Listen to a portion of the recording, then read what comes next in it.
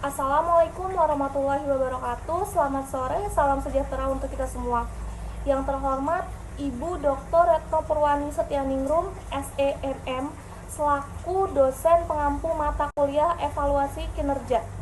Kami dari kelompok 10 akan mempresentasikan tugas kelompok yang sudah diberikan dengan judul Panduan Praktik Audit Kinerja yang beranggotakan yang pertama Anissa, yang kedua Deris Alia Yunika Jawat, yang ketiga Fadlan Fauzi, dan yang keempat M. Farhan Nur Fauzi. Saya Deris Alia Yunika Jawat sebagai moderator yang akan memimpin jalannya presentasi. Untuk materi yang pertama akan dibacakan oleh saya sendiri. Pengertian audit kinerja. Audit kinerja adalah suatu proses sistematis memverifikasi, investigasi, dan mengevaluasi untuk mendapatkan data atau bukti secara objektif atas kinerja suatu organisasi, program, fungsi, atau kegiatan. Audit kinerja atau performance audit merupakan perluasan dari audit laporan keuangan dan dalam hal prosedur dan juga tujuan. Selanjutnya ada kinerja dan indikator. Audit kinerja merupakan upaya menilai kualitas informasi, kinerja, dan kecukupan indikator kinerja yang digunakan. Dalam audit kinerja, auditor harus mengalokasikan waktu dan sumber daya untuk menilai apakah sistem pengukuran kinerja telah efektif. Misalnya, menguji apakah indikator kinerja yang digunakan telah mengukur hal yang tepat. Indikator kinerja ini harus memenuhi syarat relevan, spesifik, dan dapat diukur, serta dapat diverifikasi. Relevan berarti indikator kinerja memiliki hubungan yang jelas dengan apa yang hendak diukur. Indikator juga harus spesifik dan mudah dipahami, serta tidak menimbulkan tafsiran yang berbeda antara satu pengguna dengan pengguna lainnya. Untuk materi selanjutnya akan dibacakan oleh M. Farhan Nur Fauzi. Pelaksanaan audit kinerja. Tujuannya untuk mendapatkan bukti yang cukup kompeten dan relevan sehingga pemeriksa dapat menilai apakah kinerja individu, unit, organisasi yang diperiksa sesuai dengan kriteria atau tidak. Menyimpulkan apakah tujuan-tujuan pemeriksa tercapai atau tidak, dan mengidentifikasi kemungkinan-kemungkinan untuk memperbaiki kinerja entitas yang diperiksa dan mendukung simpulan, temuan, dan rekomendasi pemeriksaan. Dalam mengumpulkan data pemeriksaan dapat menggunakan teknik-teknik berikut. Yang pertama, ada review dokumen fisik dan elektronik. Dan yang kedua, wawancara atau permintaan keterangan. Yang ketiga, kuesioner, observasi fisik. Dan 5, penggunaan data elektronik yang tersedia dalam database kegiatan dalam tahapan pelaksanaan 4 langkah sebagai berikut. Perolehan dan pengujian data. Pada tahap ini, pemeriksaan menganalisis bukti pemeriksaan dari objek yang diperiksa untuk memperoleh keyakinan yang memadai dalam menjawab tujuan pemeriksaan. Lalu berdasarkan bukti-bukti sudah diuji, pemeriksaan dapat 1A. Mengembangkan hasil pengujian untuk menilai apakah kinerja individu, unit, organisasi yang diperiksa telah sesuai dengan kriteria atau tidak. Yang B. Mengumpulkan hasil pengujian dan membandingkan dengan tujuan pemeriksaan. Yang C. Mengidentifikasi kemungkinan untuk memperoleh kinerja individu, unit, organisasi. Dan yang D. Memanfaatkan hasil pengujian untuk mendukung rekomendasi dan kesimpulan pemeriksaan. Dan lanjut yang kedua, penyesuaian konsep. Temuan pemeriksaan, langkah-langkah yang diperlukan. A. Temuan pemeriksaan dapat bersifat positif atau negatif. Yang B. Pemeriksa perlu mengungkap temuan positif dan laporan hasil pemeriksaan, dan pemeriksa perlu mengidentifikasi unsur-unsur temuan negatif. C. Jika ditemukan indikasi yang mengandung unsur kerugian negara atau fraud yang relevan dengan tujuan pemeriksaan, maka pemeriksa perlu melakukan pendalaman pemeriksaan sampai menjadi temuan pemeriksaan. Lalu, indikasi yang tidak relevan dengan tujuan pemeriksaan perlu didokumentasikan secara memadai dalam KKP dan akan ditindak lanjutkan pada jenis pemeriksaan lain.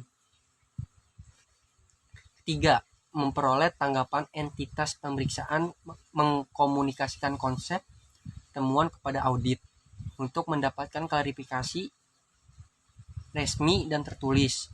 Yang keempat, penyampaian temuan kepada entitas pemeriksa, menyampaikan temuan pemerintah kepada manajemen entitas yang diperiksa. Untuk materi selanjutnya akan dibacakan oleh Anissa. Persyaratan dasar auditor, yaitu 1. Audit kinerja merupakan kegiatan yang berdasar pada informasi yang menuntut nilai-nilai profesional untuk mengelola informasi tersebut menjadi titik sentral. Salah satu bentuk nilai profesional tersebut adalah pentingnya seorang auditor mempunyai kesempatan untuk mengembangkan keahliannya dan mempertahankan hasil yang baik dalam pelaksanaan tugas. 2. Seorang auditor dalam audit kinerja harus mempunyai latar belakang pendidikan formal yang cukup dan mempunyai keahlian lainnya seperti kemampuan menganalisis, kemampuan berkreativitas, kemampuan berkomunikasi baik secara lisan maupun tertulis, serta kemampuan terhadap pemahaman atas suatu pengelolaan atau manajemen yang baik. Selain itu, auditor kinerja juga dituntut untuk selalu memperoleh pendidikan profesional dari berbagai disiplin ilmu secara berkelanjutan. Kemudian, tujuan pelaksanaan audit kinerja. Ada beberapa tahap, yaitu 1. Tahap penentuan tujuan dan lingkup audit. Tujuannya, pemeriksaan sangat mempengaruhi penentuan lingkup pemeriksaan. 2. Tahap penentuan kriteria audit, yaitu penentuan kriteria pemeriksaan diperlukan untuk menentukan apakah suatu individu, unit, organisasi mencapai kinerja yang diharapkan. Apabila kondisi aktual tidak sesuai dengan kriteria, maka akan timbul temuan pemeriksaan. 3. Tahap pengidentifikasian jenis bukti dan prosedur audit. Setelah mengetahui kriteria pemeriksaan, pemeriksa dapat mengidentifikasi jenis dan sumber bukti serta prosedur pemeriksaan yang digunakan untuk memperoleh bukti tersebut. Selanjutnya akan dibacakan aplikasian jenis bukti dan prosedur audit. Setelah mengetahui kriteria pemeriksaan, pemeriksa dapat mengidentifikasi jenis dan sumber bukti serta prosedur pemeriksaan yang digunakan untuk memperoleh bukti tersebut. Selanjutnya akan dibacakan oleh Fadlan Fauzi. Objek audit kinerja terbagi menjadi 3. Yang pertama kinerja individu, yang kedua kinerja unit, yang ketiga kinerja organisasi. Yang pertama kinerja individu, yaitu menggambarkan sampai seberapa jauh seseorang untuk melaksanakan tugas dan fungsinya dapat memberikan hasil yang telah diterapkan oleh organisasi dalam kurun waktu tertentu. Objek audit kinerja individu dapat berupa indikator kinerja individu. Yang kedua, kinerja unit. Kinerja unit menggambarkan sampai seberapa jauh seseorang telah melaksanakan tugas dan fungsinya sehingga dapat memberikan hasil yang telah ditetapkan oleh organisasi dalam kurun waktu tertentu. Objek audit kinerja unit dapat berupa indikator utama di tingkat unit tersebut. Yang ketiga, kinerja organisasi.